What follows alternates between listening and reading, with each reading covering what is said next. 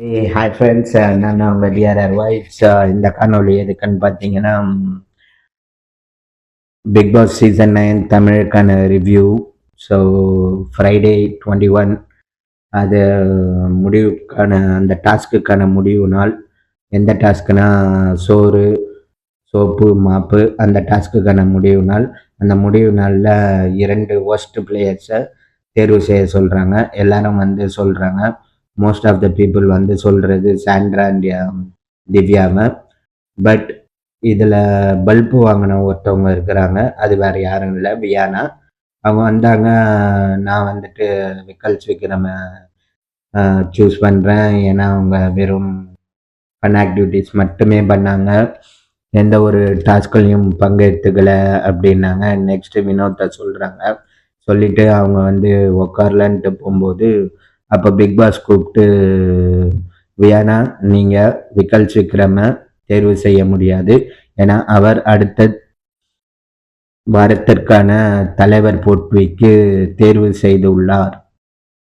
செய்யப்பட்டுள்ளார் அப்படின்னு சொன்னோடனே, சரி ஓகே அப்படின்ட்டு அவங்க ஆல்டர்னேட்டிவாக சாண்ட்ராவை சொல்கிறாங்க. ஸோ உங்கள் மனசில் என்ன இருக்குதோ அதை சொல்லிட்டு போங்க, அதை விட்டுட்டு ஒருத்தர் மேலே சொல்லணும்ன்ட்டு சொல்லாதீங்க என்றைக்குமே. அது வாழ்க்கையில் நல்லா இருக்காது. உங்களுக்கே தெரியுது, அவங்க இத்தனைக்கும் சாண்ட்ரா டீம் தான். சாண்ட்ரா சரியா பண்ணலன்னா சாண்ட்ரா சரியா பண்ணலன்னு சொல்லிட்டு போங்க. அதுக்கே நான் ஃபர்ஸ்ட் விக்கல்ஸ் விக்ரம சொல்றேன், எதுக்கு இந்த மாதிரி ஒரு குழப்பம்ன்ற மாதிரியான ஒரு போஸ்ட் பர்ஃபார்மரை தேர்ந்தெடுக்கிற விதம் சரியில்லை. அது ஒன்று. அதுக்கப்புறம் எல்லாரும் சொல்லி முடிச்சவனே பாஸ் ஒரு பெரிய குண்டை ஒன்று போட்டாரு. அவங்க 2 பேரும் நைட்டு ஜெயிலுக்கு போவாங்க, அதாவது ஃப்ரைடே நைட்டு ஜெயிலுக்கு போவாங்க. ஸோ அது வரைக்கும் இந்த வீட்டோட அனைத்து வேலைகளையும் அவர்கள் தான் செய்யணும். குக்கிங் ஆகட்டும், கிளீனிங் ஆகட்டும், வெசல் வாஷிங் ஆகட்டும், பாத்ரூம் கிளீனிங் ஆகட்டும், இவை அனைத்துமே சாண்ட்ரா அண்ட் திவ்யா மட்டும்தான் பண்ணணும்ன்ட்டு பாஸ்கிட்ட ஆர்டர் வந்துடுச்சு. ஸோ இதை சூப்பர்வைஸ் பண்ண விக்கல்ஸ் விக்ரம போடுறாங்க. பெரிய ட்விஸ்ட் இதுதான்.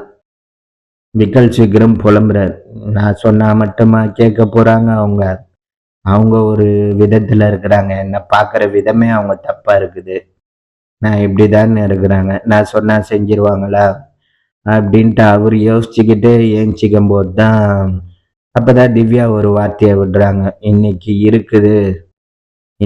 இருக்குது ரொம்ப நல்லாவே இருக்குது அப்படின்றாங்க. ஃபர்ஸ்ட் வந்தவனே ஆரம்பிச்சிட்டாங்க. அவங்க எதுவுமே பண்ணலை, வராங்க. எப்படிங்க சமைக்கிறீங்களா, ட்ரெஸ்ஸை மாற்றிட்டு சமைக்கிறீங்களா, இல்லை எப்படிங்க குளிச்சுட்டு ட்ரெஸ்ஸை மாற்றிட்டு சமைக்கிறீங்களா அப்படின்னு கேட்குறாரு விக்ரம். ஆனால் இவங்க சொன்ன பதில் வேற ஒரு பதில். அது என்ன பதில்னா, நான் எனக்கு எப்போ தோணுதோ நான் மாற்றிப்பேன், நீங்கள் சொல்லாதீங்க அப்படின்னாங்க. பட் ஆனால் பிக் பாஸ் கேட்கும்போது விக்ரம் தான் மாற்ற சொல்லலை அப்படின்ட்டாங்க. எதுக்கு இந்த மாதிரியான ஒரு இது பண்ணுறாங்கன்னு தெரியல. இந்த இடையில நம்ம சாண்ட்ராவோட ஹஸ்பண்ட் த யார் அவரு, த பிரஜன், அவரை நான் வேற இடத்துல வச்சிருந்தேன். பட் அவர் பண்ணது ரொம்ப ஓவரா இருக்குது, ரொம்ப ஓவர். பிரஜன் ஒரு டைரக்ட் த்ரெட்டன் கொடுக்குறாரு நம்ம விக்கல்ஸ் விக்ரமுக்கு. எதுவாக இருந்தாலும் முன்னாடி சொல்லு அப்படின்ட்டு. நான் உங்க கும்பலையே கேட்குறேன், மற்றவங்கள முன்னாடி சொல்லுன்னு சொல்றீங்களே, நாமினேஷனை பற்றி பேசவே கூடாது, அதை நீங்கள் எல்லாரும் உக்காந்து குசு விடுற மாதிரி குசுன்னு பேசிட்டு இன்னொருத்தனை போயிட்டு நேரா பேசு முதுகலை பேசாதன்றிய. நீ முதல்ல நேரா பேசு ஒருத்தங்கிட்ட, அதுக்கப்புறம் இன்னொருத்தனை நம்ம முதுகு அழுக்க நம்ம ஃபர்ஸ்ட் கழுவலாம், அதுக்கப்புறம் இன்னொருத்த முதுக துடைக்கலாம். அதனால பார்த்துக்கோங்க மிஸ்டர் பிரஜன், வார்த்தைகளை பார்த்துக்கோங்க, வார்த்தை ரொம்ப முக்கியம். அவரு பொறுமையா தான் விக்கல்ஸ் வந்து பேசுறாரு. அவரு நேரடியாவே சொல்லிட்டாரு, நீங்க பேரா தான் விளையாடுறீங்க. நாங்க கஷ்டப்பட்டு இத்தனை நாள் சோலோவா நாங்க ஆடிட்டு இருக்கோம். நீங்க அசால்ட்டா வந்து பேரா ஆடுவீங்க. அது எனக்கு அன்ஃபேரா இருக்குதுன்னு அவர் சொல்லிட்டாரு. ஓப்பன் நாமினேஷன்ல சொல்லிட்டாரு. நீ வெளியே வந்து கேட்கலன்னா அது யார் தப்பு? அது உன் தப்பு. அவரு தப்பு சொல்லாது என்னைக்கும். அவரு கரெக்டா தான் நாமினேட் பண்ணார் என்னை பொறுத்த வரைக்கும். ஸோ இது சாரி, இது என் மனசுல இருந்த ஒரு குமரல். அது ரொம்ப வெளியே வந்துச்சு. அதுக்கப்புறம் பார்த்தீங்கன்னா, இந்த சண்டை முடிஞ்சவனே நம்ம இது சீஃப் கெஸ்ட் ஒருத்தர் வராரு, கவின் வராரு. அவரோட படம் மாஸ்க்குக்கான ட்ரெய்லரை ப்ரொஜெக்ட் பண்றாரு. ப்ரொஜெக்ட் பண்ணிட்டு இமிடியேட் எவிக்ஷன் பாஸ் ஒன்று வச்சுட்டு அவர் கிளம்பிடுறாரு. அவர் கிளம்பினவனே தான் ஓப்பன் பண்ணணும்னு சொன்னோடனே அது நம்ம இந்த வாரத்தில் எஃப்ஜே ஓப்பன் பண்ணுறாரு. ஓப்பன் பண்ணி பார்த்தா பிராங்க் அப்படின்னு இருந்தது. ஸோ தெரிஞ்சு போச்சு, பிக் பாஸ் கண்டிப்பாக அதை தான் பண்ண போகிறாருன்றது என் மைண்டுக்கு ஃபஸ்ட்டே தெரிஞ்சு போச்சு. அதனால் நான் பெருசாக அதில் இன்ட்ரெஸ்ட் காட்டல.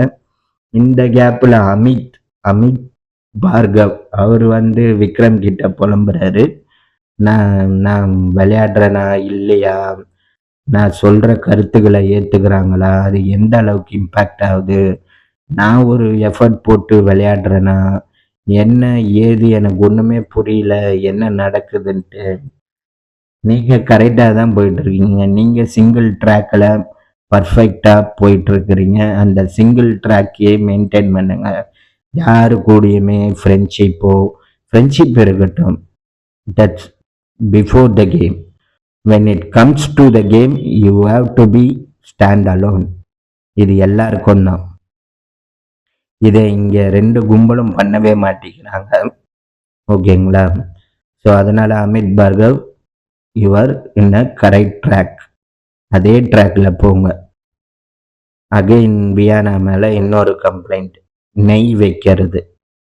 அவங்க திவ்யா சொல்லிட்டாங்க, நான் இப்படி வைக்கும்போது அது தட்டில் தட்டிடுச்சு, அது அப்படி தான் வரும்ட்டு. அதை கொண்டு போய் எஃப்ஜே கிட்ட சொல்லி அது வந்து ஒரு பிரச்சனையாகி அவங்க உட்காந்து அழுவ ஆரம்பிக்கிறாங்க. ஓகேங்களா?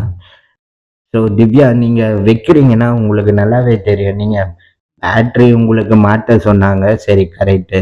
பேட்ரி யார் மாற்றலையோ நீங்கள் அவங்க மேலே கோவப்படணும். அதுக்கு உங்களை நெய் வைக்க சொன்னால் அந்த ஃபோர்க்கை தூக்கி அப்படியா ஒரு இதில் போடுவாங்க, சிங்கில். அதுவா மேனர்ஸு? சொல்லுங்கள். நீங்களாம் எவ்வளோ படிச்சிருப்பீங்க?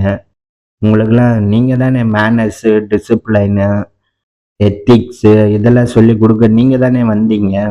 ஃபஸ்ட்டு நீங்களே மேனர்ஸாக நடந்துக்கிறீங்களா? இல்லை. இவர் கடைசியாக இருக்கிற ஒருத்தர்னா சாண்ட்ரா தான். அவங்கள பற்றி பேசுறதுக்கு 0 தான் இருக்குது என்கிட்ட.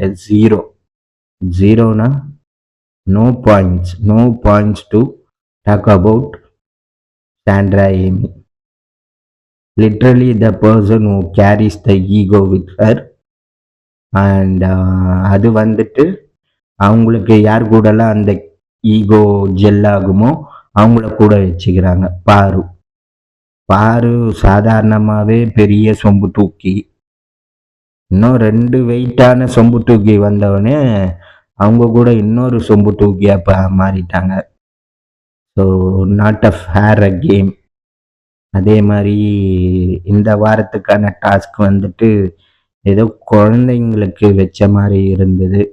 ஒரு adult people like doing college அந்த மாதிரி ஆட்களுக்கு. என்னோட கருத்து இது, என்னோட தனிப்பட்ட கருத்து. இது வந்து தப்பாக இருந்தால் மன்னிச்சிடுங்க. இப்போ நான் பேசின விஷயங்களில் எது உண்மைன்னு தோணுச்சுன்னா தயவு செஞ்சு கமெண்ட் பாக்ஸில் கமெண்ட் பண்ணுங்கள். அதே மாதிரி என் சேனலை சப்ஸ்கிரைப் பண்ணுங்கள், லைக் பண்ணுங்கள், ஷேர் பண்ணுங்கள், ஹைப் பண்ணுங்கள். பெல் ஐக்கானை மறக்காமல் கிளிக் பண்ணிக்கோங்க. அப்போ தான் நான் ஃப்யூச்சரில் போகிற வீடியோஸ் உங்களை வந்து சேரும். இத்துடன் உங்களிடம் இருந்து விடை பெற்றுக் கொள்வது உங்கள் நான் DRR Whites. பாய்.